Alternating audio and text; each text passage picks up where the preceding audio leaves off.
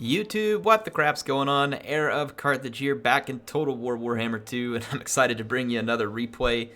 I'll probably get off my Dark Elf kick soon, but I was still exploring just a couple more options. This time, I'm keeping Morathi, because I just think she's great as a Dark Elf Lord, probably the best Dark Elf Lord.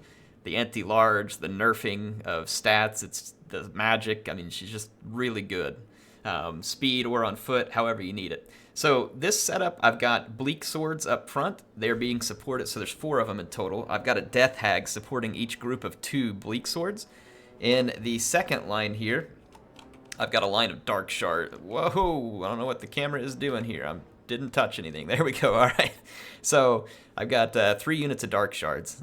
Those will deal damage from range if they're given the opportunity, but honestly, a lot of times dark shards just end up acting as fantastic bait for enemy units. Yes, they're expensive bait, but fantastic bait nonetheless. I've got some, oh boy, what else do I got here? Some Harganeth Executioners. Sorry, my bad, I was a little bit slow on the pickup there. There are some more Dread Spears, and there is 1 Blackguard of Nagarond over here. So I got a Halberd unit. So I have 4 anti-large infantry units and 5 anti-infantry units, along with 2 infantry support specialists in the form of the Death Hag. I made these as cheap as possible. The only thing that I brought on the Death Hag was their ability that nerfs enemy attack. So what that means is a few bleak swords with a little bit of chevrons actually end up doing pretty decent in melee, even against high elves and their martial prowess, just because their stats get buffed a lot. Now Morathi has her little wand of whatever it is ability that's basically a doom bolt. I'm going to try and use it, and honestly I learned in this battle that you literally can't hit a moving target with it. You have to hit a target when it's sitting still. It just misses. They probably should change this to where it hits a little better on a moving target, because I mean it's very easy to dodge is what I learned in this battle. Let's look at the high elf army. Before the battle, I moused over the power bar here, and it'll tell you what the troop count is even before the battle, and I could tell that my opponent had brought a small elite force, and that's exactly what he's got. 2 dragon princes, Tyrion, supported by a noble on a horse, does have a moon dragon. Whew, I'm bad like that. An Ithilmar chariot, a mage of life, and then 4 spearmen. So no ranged units whatsoever. He's gone full bulldozer potential here. He wants to get behind my lines with the moon dragon, with the chariots, and then use Tyrion and the noble to tank off any large units that I might have in case I brought maybe my own dragon or something like that. But what I've done here is I'm going to try and outweigh the high elf player by sheer numbers. And you can see here the Dark Shards do terrible damage. I mean, by terrible, I mean great damage. He's going to do a weird charge here into my bleak swords. Kind of surprised he didn't try and do a better job of shooting that gap maybe. But I'm going to play it safe with Morathi, and I'm going to stay under the cover of my Dark Shards. She can definitely do good at bringing down a dragon, but probably not just like head-on with no support. And look at the damage the Dark Shards deal here. Lots of damage to enemy units, and it's going to force them to come on in and attack. I've got the range. I'm just going to take a defensive posture here and get ready to try and force my opponent. What I want to do, I want him to start throwing these units at me out of desperation to kill these Dark Shards. And he's going to have to, you can see his dragon's already taken tremendous damage from the Dark Shards, which is good, because that means Morathi, along with her spells, I brought Soul Blight and Doom and Darkness, and Soul Stealer. So she'll be able to nerf up this dragon pretty significantly. The dragon's going to get a good breath attack here because I was camping, and I deserve that. My opponent did a great job. The Death Hags here are going to provide a lot of infantry support. Look at the stats on those spearmen. It's going to pull through me with the chariots. This is inevitable at this point. Not terribly worried about it, to be honest. This is luring in all these units, and I'm going to go ahead and engage the Dragon Princes with Morathi because I've got Blackguard and Spearmen close by. I'm going to bring my Harganeth up closer to the center. He's going to run all over my Dark Shards with the chariots right now. As much as I don't like it, it's fine. It's okay with me because the infantry trade is not going to go in his favor. And then his specialist units are going to get left with no infantry support and having to deal with Morathi and all the other problems there. So look at Morathi putting a pretty decent beating on these Dragon Princes. The other one is untouched. But again, I've got so many spear units, his Dragon Princes just can't run amok. His chariots can, because they have the mass, and they'll be annoying that way. The Death Hags, this one needs to get into combat. So I've got a misclick right there. It got left out of combat after some fighting. At this point, I see the Moon Dragon land, and I was like, yep, it's on, Dragon. So I'm going to nerf it with Soul Blight. So it loses 30 armor and a decent chunk of its weapon damage. And then you can see Morathi dives in with her anti-large and starts dealing considerable damage to the dragon. Again, just the desperate attempt here to get rid of my skirmishers is costing my opponent slowly but surely. It's forcing him into engagements where my spearmen and my blackguard are going to start wearing down his units. And you can see here the dragon forced to flee. He wanted the noble to come support, but I'm specifically avoiding the noble with Morathi because it's anti-large. And even nerfed, the noble could do pretty good damage. So I'm going to avoid that noble. Another good breath attack by the Moon Dragon. And he's going to dive right back down. There's no need in him sitting up there fighting Morathi. He knows he's going to lose. But this brings me down to where I'm safe with my Blackguard nearby as well, so I'm not worried about the noble. And again, my infantry just continues to tank with the help of the Death Hag over here. So you can see 80 kills already on this Bleak Sword. They're going to do a tremendous job here. And anywhere the Death Hag goes, the attack of the enemy units around it drops by 9. The dragon is going to get unceremoniously executed by Morathi on the way off the battlefield. So that's going to be the end of the dragon. You'll see it drop there. So now my opponent's left with Tyrion, chariots, and a noble. And he has to take down a giant infantry blob.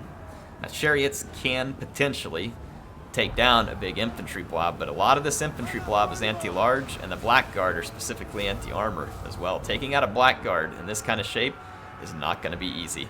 If my opponent had something like a banishment, he could kill my army here, because I have to blob in order to try and do damage.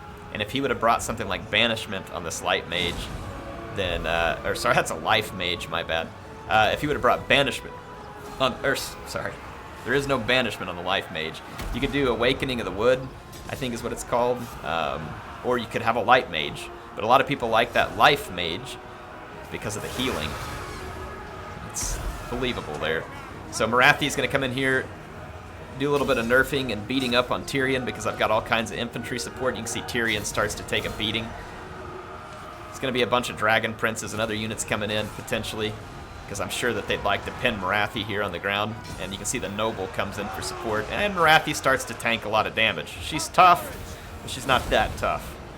So I'm going to get her out of there, and they're going to cast some Earthblood here, replenish their units. I'm going to try this bombardment ability again, but as soon as I did it, Tyrion started moving, so it's going to do very little damage. It'll do some, but very little. No, actually it didn't do any. So yeah, useless if they're moving. I'm going to stop bringing that bombardment ability because it ends up just not being very good. It would have to be something really slow moving, I think, for it. It does good damage when it hits. It's just very hard for it to hit small targets like that. Yeah, look at the stats. 6 melee attack on the spearmen. There's just no support when these units get close. Look here, the Dragon Princes. Melee attack down at 22. I thought about doing a quick hit there to try and get rid of this Dragon Prince. I was like, nah, too many support units nearby, so I'm just going to Soul Steal them. I had enough magic, plus it'll give Morathi her hit points back. A lot of people don't remember that, but Morathi can kind of heal because of Soul Stealer, and I'm going to do it on units that he really can't afford the hit points on right now, like Tyrion. And those Dragon Princes, Tyrion gets caught out alone, so I hit him real quick with a charge, but all that does is just trigger his special ability. I think it's like the Heart of Avalorn or something, and it gave him a whole bunch of hit points back. So I'm going to have to get back in the sky with Morathi. It's not quite time to finish off Tyrion. My Dark Shards keep coming back from routing, and it continually forces him to send units to chase them off the battlefield. This is pretty good for me. I'm going to reform my infantry over here. Again, all he needs is some kind of vortex spell here, and he would be able to wreck me up pretty bad. Morathi's got a decent bit of magic left, enough for another Soul Blight. I won't have enough for another Soul Stealer, so there won't be any more healing for her, but I mean, with a Blackguard and an Executioner left, my army is going to be tough as nails in this late game. He's going to keep on charging, as he should, with his chariots. That's how he's going to get his damage. Try and move around the flanks with the Dragon Princes, but he just like I said, without the infantry to support, he's got a lot of hit points to tank. Again, look at this. Look, look, look, right here. See that right there? One vortex spell, and my army actually gets roasted. And he has the potential to try and make a comeback. Still probably not going to happen because I have 2 death hags that wouldn't get killed by such things. He's only got the noble and Tyrion, but still, that's how much difference you can wind up with, you know, by just having the right spell. And my opponent just does not have that spell. He's going to use Earthblood. I'm going to single out the Life Mage. This will force Tyrion out of the fight, cause him to take damage while he extricates himself. No, I didn't say defecates himself. Extricates himself. Anyway, I can see here that the Life Mage is not going to sit still and take the beating that I want them to. Tyrion comes out. I'm going to go ahead and pop back up in the air. Give Morathi just a second, and I'm going to dive bomb Tyrion, because while Tyrion left, it leaves his other forces to continue to take damage. Now a Soul Blight. It's perfect timing. And Morathi's going to dive bomb Tyrion, who's now significantly nerfed, having lost a bunch of armor. And a lot of his weapon damage. So Morathi's able to come down and pretty easily KO Tyrion. The nice thing about Morathi on that Dark Pegasus is if the other unit can't fly, she gets a good charge on enemy units. She doesn't do a terribly large amount of damage in and of itself. I think it's like 340 weapon damage in total between the armor piercing and standard. But that charge bonus, she just gets a clean charge bonus when you come down into a unit. Like so Tyrion standing still there in another fight just gets nailed when Morathi comes down and hits him on the charge. So again, I find Morathi to be really fantastic at those key moments, those hit and run type moments there where that dragon was finally weak enough, bam, hit it. Jump down in, make sure that the way is clear. And with all this extra infantry on the field, it left a ton for my opponent to worry about. And he knows he has to kill my Dark Shards. He does. If he leaves the Dark Shards, he's going to get massacred. But by having to kill the Dark Shards, it forces this engagement. It forces all the use of his resources and trying to micro. And that left me able to just take those fights when they were appropriate for me. So again, KOing a Moon Dragon with Morathi, that's a good trade. I'll take that trade. And then the fact that Morathi goes on to do tremendous damage to Tyrion. Again, another good trade. I'll take that one all day long. So again, I just find Morathi to be the superior lord overall. Her interesting combination of spells, Melkoth's Miasma, Pit of Shades, Soul Blight, Doom and Darkness, Soul Stealer, Power of Darkness. Like, she just got almost every spell she has, or every spell she has is relevant in a certain scenario. Probably the least useful is Power of Darkness. It's probably, you know, a little better in campaign where you get those huge pools of mana. It can be helpful sometimes in multiplayer, and I've used it before, but, you know, again, every other spell for her is useful, and they all have their purpose. Melkoth's Mystifying Miasma could have been pretty helpful in that fight because it lowers the speed so much. But I was happy with the spells that I took in that case. The Soul Blight is a great way to nerf down an enemy unit and then have Morathi pounce. When Soul Blight hits and then Morathi comes in, if there's a Death Hag nearby, their stats are just crap and they can't fight. Not in that vicinity. So again, a good counter to what I brought right there. That heavy infantry build would have been a build. If it was a small build like the one the High Elves brought, they would have needed to bring some type of vortex spell. You usually want to take advantage of that when you have a small elite army. You usually want to bring a vortex spell, and what you can sometimes do, like that Life Mage, for instance, it's a very high value target, or the Aethelmar Chariot. You plunge it right into the center of the enemy army and force them to blob. And when they do, you unleash that vortex spell, and you can sometimes cause tremendous damage, or use Tyrion to tank while you do that, because Tyrion is kind of a tanky unit, and then his Sunfang potentially. So those are the scenarios, I think, that if you're going to bring that small elite army, you need to have a way to efficiently and quickly deal with large numbers of enemy units, because when you pick that small army, you're going to be outnumbered, almost certainly. And you got to find a way to overcome those numbers. Now, chariots in and of themselves, a great infantry tool, potentially capable of that. You know what I mean? So you just got to be careful when you pick that. Like, what would have happened if I would have brought Cold One Rider or Cold One Knights? His chariots wouldn't have had so much leeway, and neither would those Dragon Princes, because I could tie them down with Cold One Knights and then attack with spears. Of course, it would have changed the rest of my army, so it's hard to say what things change into, but Again, I think my opponent definitely needed the Vortex spell there. But good game to him. It was a fun game. I enjoyed it. Gave me a heck of a fight. Plowed me over with chariots repeatedly.